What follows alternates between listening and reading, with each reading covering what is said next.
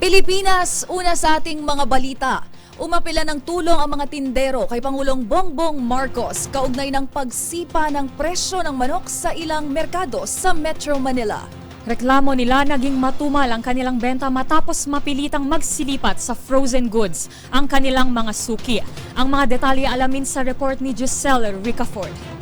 Umaapila ng interbensyon kay Pangulong Bongbong Marcos ang mga tindero ng manok sa ilang palengke sa National Capital Region. Bagamat mura na sa 250 pesos kada kilo sa ibang pamilihan, sinabi ng mga nagtitinda gaya ni Nanay Robela Sales na tumumal ang kanilang benta dahil sa 210 pesos na pagsipa sa presyo ng karne ng manok. Ganito na raw ang minahal ng kanilang paninda sa loob lamang ng ilang araw mula sa normal na 180 hanggang 190 pesos kada kilo. Kaya naman ang kanilang mga suki, inaaway na raw sila at nagsilipatan na sa mga frozen na mas mura ng 40 hanggang 50 pesos ang presyuhan. Bakit daw po mahal? Hindi ko yan. Tanong natin sa presidente. Diba? Sabi niya, bababaan. Hindi sa sariwa, frozen ang pinakamalaman. Opo. Kasi kung ikaw magtitinda, siyempre yung mas mababa. Oo. Kagato ng mga pinakalaban natin. Opo. Ang laki ng diferensya, 40. Mas mahal po ang... Kahit sa baboy, sana makarating kayo, no? Oh, Sabi nga nila, magsusuna na po. sana nga, unahin nyo, sabi nga niya, diba? Naimi, kailangan Makarating nyo, kay Mayura. hindi lang kay Mayora, presidente. Presidente. Si Aimee, dapat lahat dyan, yun ang ano, lahat. Sila makipag-ugnayan niya. Oo, yun ang sabi nga nila, pagkain unahin.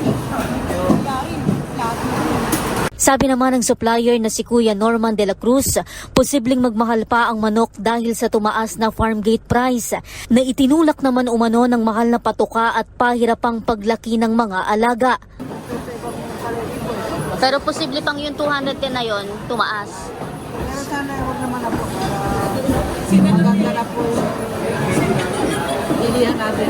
Opo nga eh. Ilang linggo na raw po na mahal ang itlog? Tatlong linggo na. Ano pong dahilan doon sa pagmahal ng farm gate price? Wala po. Minsan po, wala po. Alin po yung manok eh. Hindi makalaki. Samantala, ang itlog humina rin ang bentahan sa Pasay City Public Market dahil sumipa rin sa 235 hanggang 265 pesos ang kada tray. Mula yan sa dating 175 hanggang 255 pesos lamang. Inaasahan naman ng Agriculture Department ang 20% pagsipa pa ng presyo ng itlog sa pagsisimula ng pasukan. Saka mahal daw po yung patuka. Panahon din. Taglamig. Taglamig. Kasi yung taginit, mura pag-itlog. Kasi marami production kasi. Oo. Kumusta naman po yung benta ngayon? Matumal? Mahal? Ito lang.